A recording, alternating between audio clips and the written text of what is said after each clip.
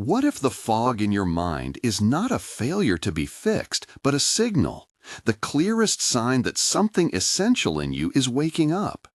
In the spirit of Krishnamurti's insistence on seeing without decoration, we begin there. Confusion can be the doorway, not the problem itself. This is the hidden truth behind confusion, and there is one thing you must see clearly to move through it with integrity. Imagine a caterpillar in its world, familiar leaves, the rhythm of eating, the safety of a surface it knows. Then something inside compels it to spin a strange shell, to allow itself the radical vulnerability of becoming. Inside that chrysalis, everything it has been dissolves. It lives in darkness and uncertainty, utterly changed but not yet free.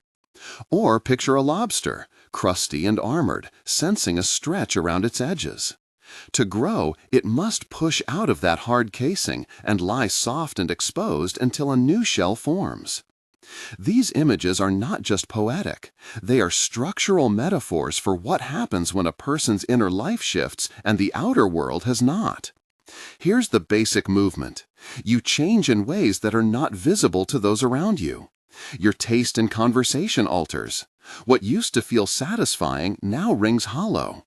Small truths begin to matter more than comforting illusions. That inward rearrangement creates friction with the life you once inhabited smoothly. The world you move in, family, friends, work, community, still expects the old script.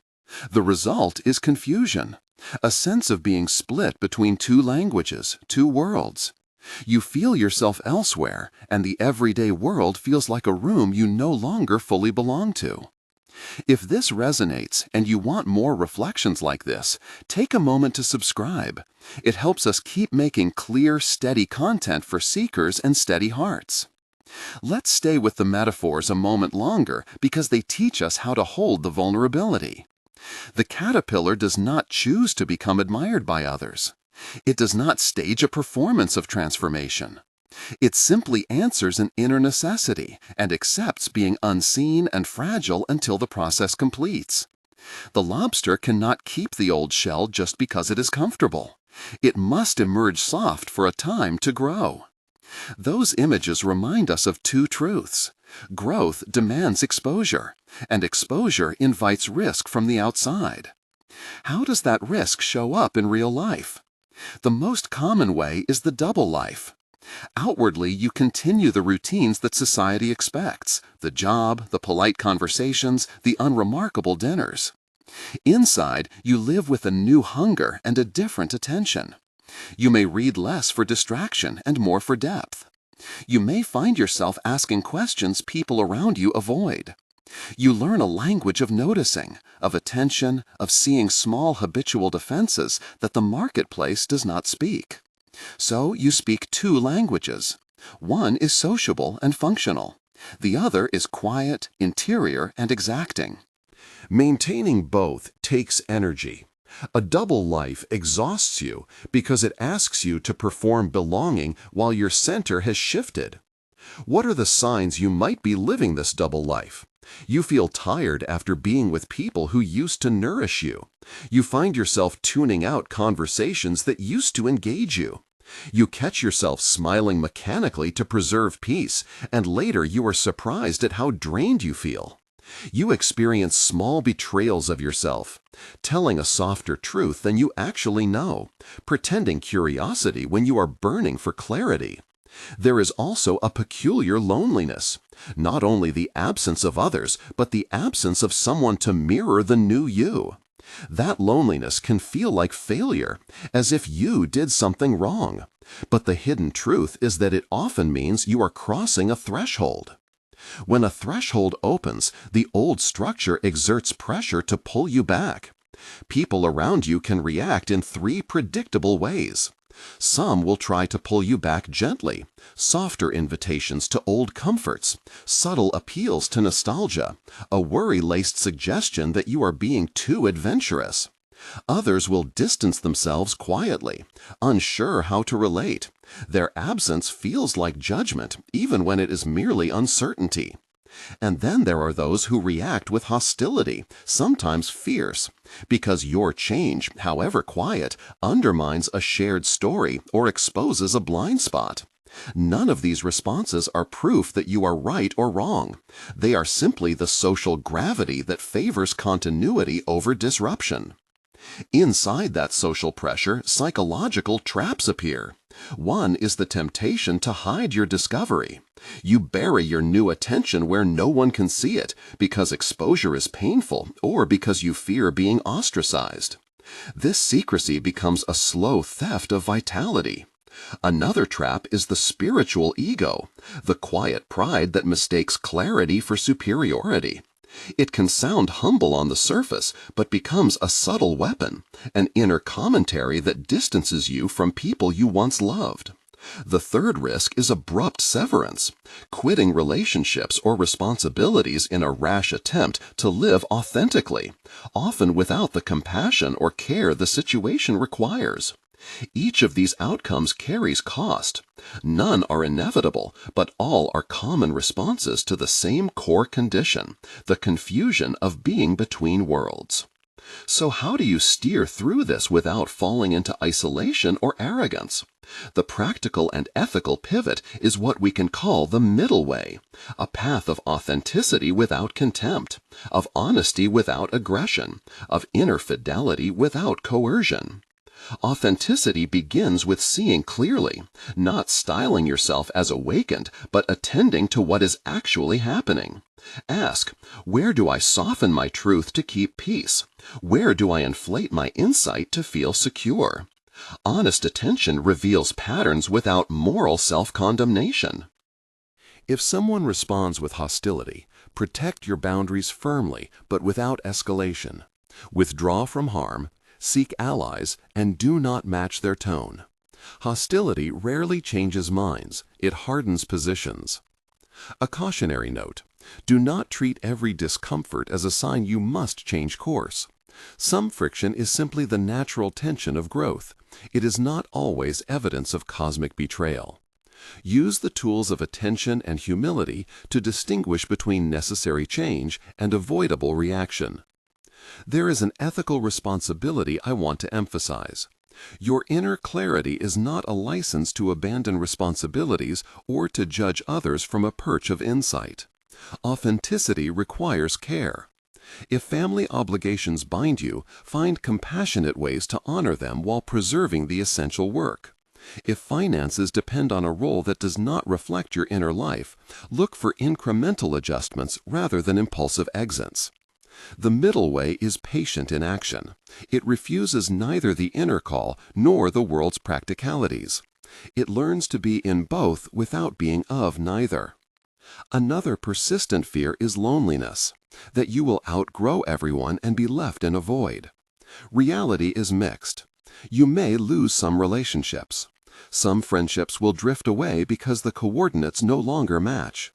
That loss is real and painful, and it must be grieved. But loss is not absolute cessation. Often new affinities form over time. A teacher who sees you, a stranger who recognizes a quality in your attention, a community that values subtlety. These connections may not arrive as dramatic affirmations. More often they form gradually, like a new shell hardening around a softer place. The key is patience and openness, not certainty that a community will appear, but steady willingness to engage honestly when it does. There is another hidden gift in this passage. Your very presence can be catalytic. When you remain true without dogma, when you accept vulnerability rather than weaponize it, people notice. Your steadiness can invite others to question, to lean into their own edges. That does not mean you are responsible for others' awakenings. It only means your life can become a quiet argument for freedom, an embodied possibility rather than a lecture. Sometimes a remark, a consistent practice, or a simple act of kindness can wake a person more effectively than 1,000 words. Let's look at 2 common misreadings of this process and how to avoid them. First, confusion as pathology. If you treat confusion as disordered, you will rush to fix it with techniques, gurus, or a tidy belief system. That quick-fix approach produces brittle resolution, a certainty that will crumble when the next threshold arrives. Instead, regard confusion as a symptom of interior reorganization, a necessary tearing before the mending. Approach it with curiosity, not fear. Second, clarity as moral superiority. Clarity that separates rather than connects is not clarity. It is a self-justifying idea. True clarity deepens humility, because when you see more, you also see how much you have not seen. So what must you see clearly? 3 interrelated facts. First, confusion often signals structural change, not personal failure. When your inner map no longer fits the territory, the discomfort you feel is an alarm. Attend to it. Second, vulnerability is part of growth. You will be exposed for a while. This exposure is not a sign to hide. It is the condition for a new form to form. Tend that vulnerability with compassionate practices and protective boundaries. Third, authenticity without compassion becomes isolation. Compassion without authenticity becomes compromise. The path forward holds both. Speak your truth with gentleness, preserve your integrity with kindness, and accept the social costs without claiming martyrdom. Practical routines that support this work are simple and steady. Start each day with 5 minutes of honest attention. Notice the shape of your thoughts without arguing with them. Keep a small notebook of observations. What drained you? What lifted you? What felt real? Once a week, choose one plain, kind act for someone who is not seeking depth. A neighbor, a colleague, someone who will not necessarily understand your interior life. That keeps your humility alive. Practice saying one clear sentence about your needs in relationships. Concise, non-accusatory speech builds both clarity and safety. These routines are not glamorous. They are the slow scaffolding that allows deeper transformation to be embodied rather than merely believed. Let's return to the lobster and the caterpillar before we close. The lobster's soft, vulnerable time is not optional. It is the biological truth of growth. The caterpillar's chrysalis is not a badge to be shown off. It is a solitary, unglamorous season. If you see your confusion as temporary and structural, you can hold the discomfort with less panic and more patience. You can allow the dark night to do its work. You can remain kind to those who do not understand, and you can choose relationships that reflect your new realities when they come. A final ethical imperative: do not try to accelerate others' shifts by force. Invite, offer, embody. Allow people the dignity of their own timing. If you can do that, hold your clarity without coercion, you become a steady lighthouse rather than a crashing wave.